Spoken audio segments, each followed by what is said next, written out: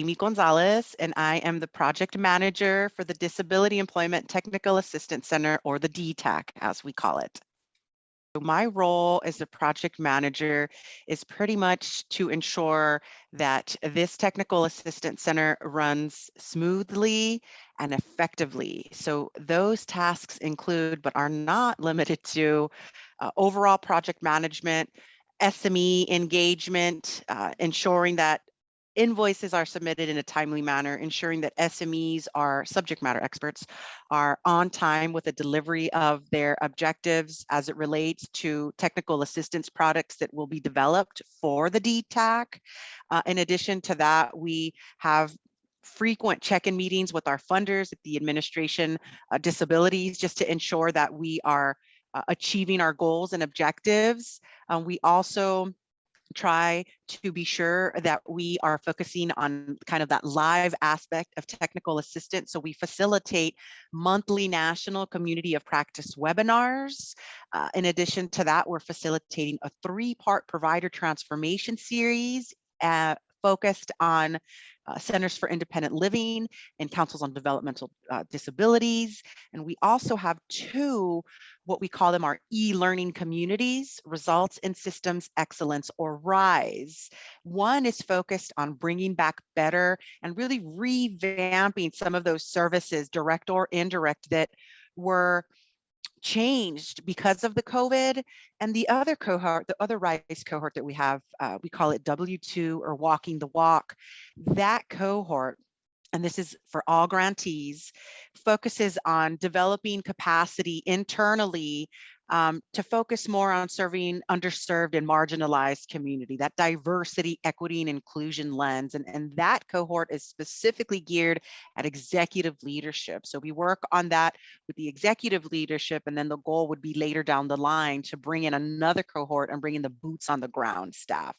And so we have a lot of moving parts, a lot of things going on, but the true goal is to make sure that we are moving the needle on competitive integrated employment. I know that sometimes there is confusion about the real definition and what it means to see somebody and support someone in a competitive integrated employment scenario.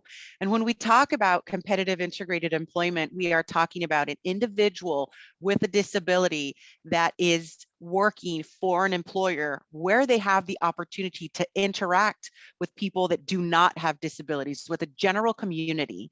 We're talking about one person in one job, where there's also opportunity for career mobility, upward mobility, and opportunity to increase hours, job flexibility. That's what I mean when we talk about competitive integrated employment. One person in one job. In a nutshell, what we mean by technical assistance is help.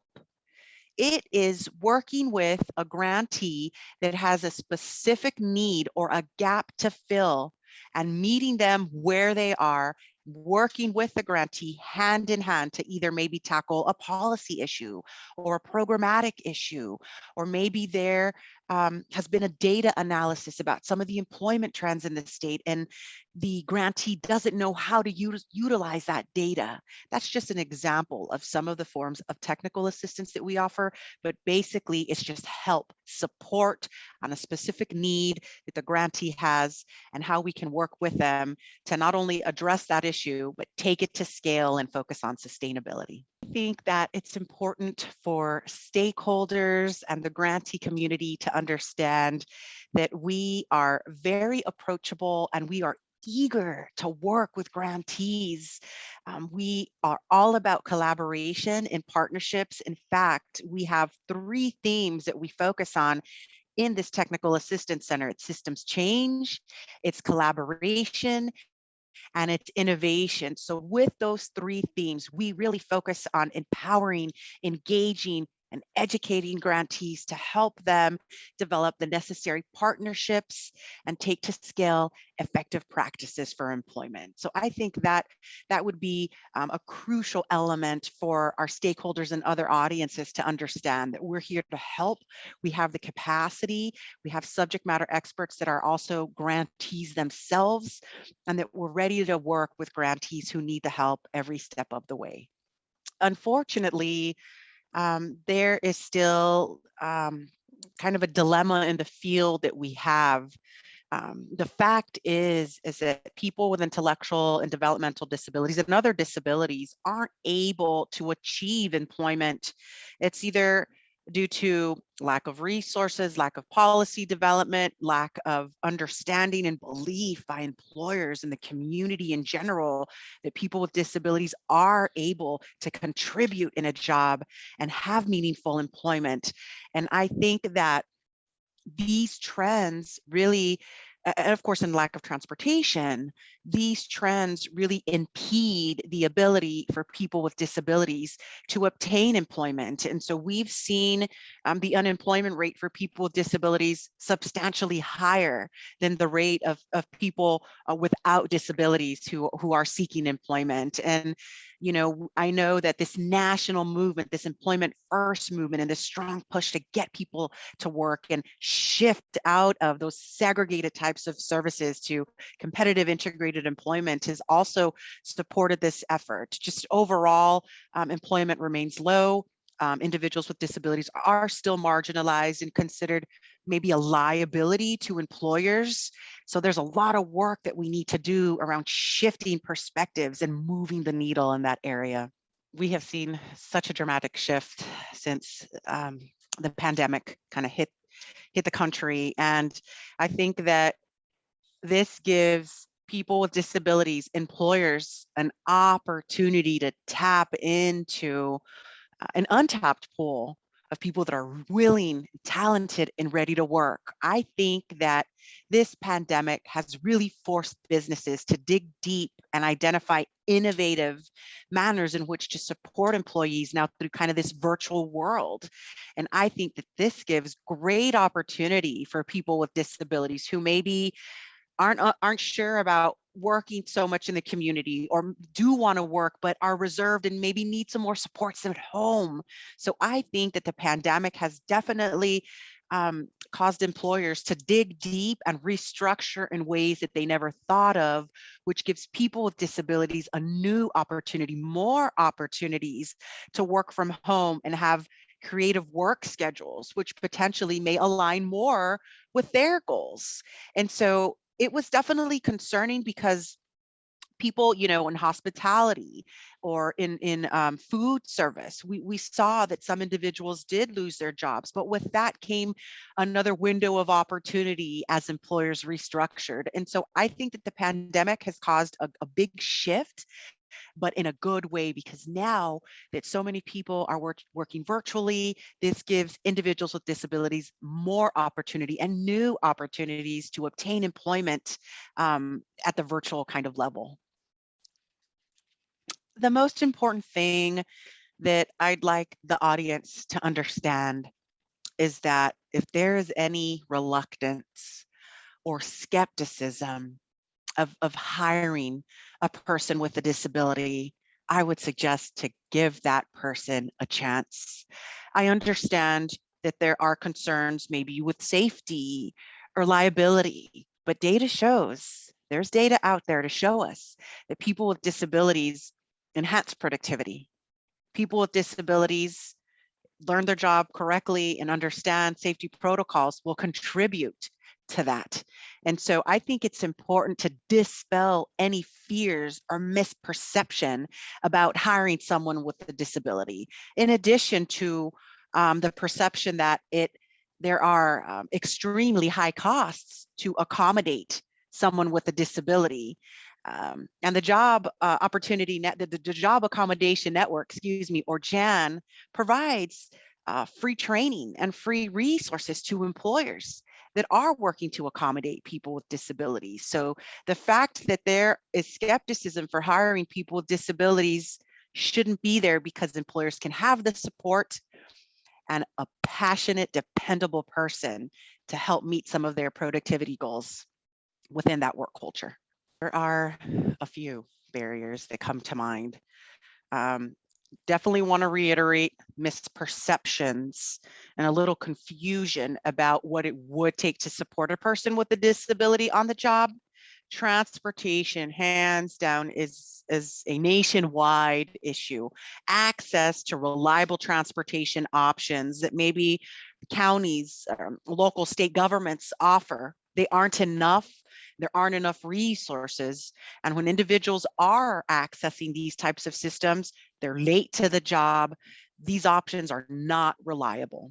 So we need to do better in identifying some reliable, economical transportation options for people with disabilities to get to and from work. In addition to that, I think that fear of the unknown, fear not only on behalf of employers, but family members, and rightfully so. Family members who don't want their son or daughter to be mistreated in a job, or aren't sure what that's going to look like because of the unique support needs that a person may have. Um, the other barrier that I would like to make known, and people in the field know about this, it is also the fear of the loss of benefits. There are times when that disability check is the only source of revenue for a household, and that family is not going to lose that check that they're dependent upon. And so we need a lot of more benefits counseling to educate people and their families about what that's going to look like, that check is going to look like when they're working and they're getting benefits. We need to work closer with employers hand in hand so that we're identifying champions and we're broadcasting success stories to show people with disabilities being successful in competitive integrated employment.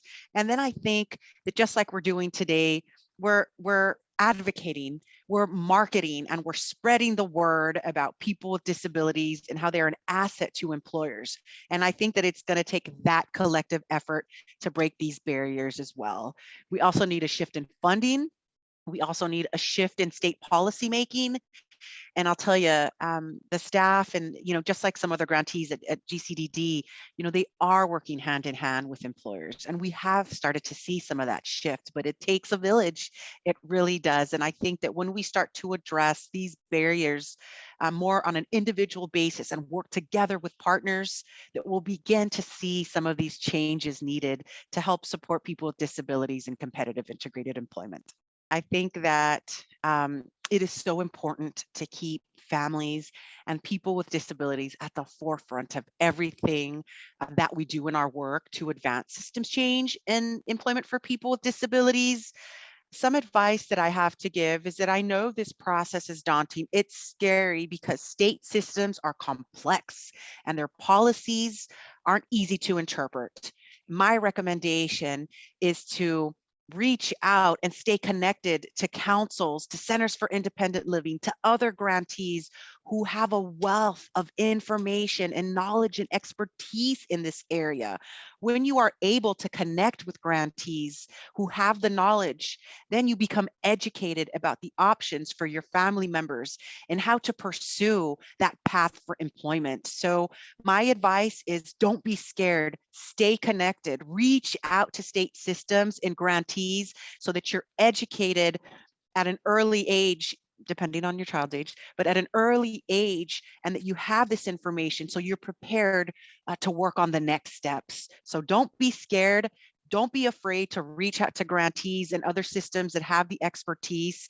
And the last tip that I have to give is I understand that sometimes all family members have heard for years is that their family member can't do this, they can't do that, they won't be able to achieve these goals.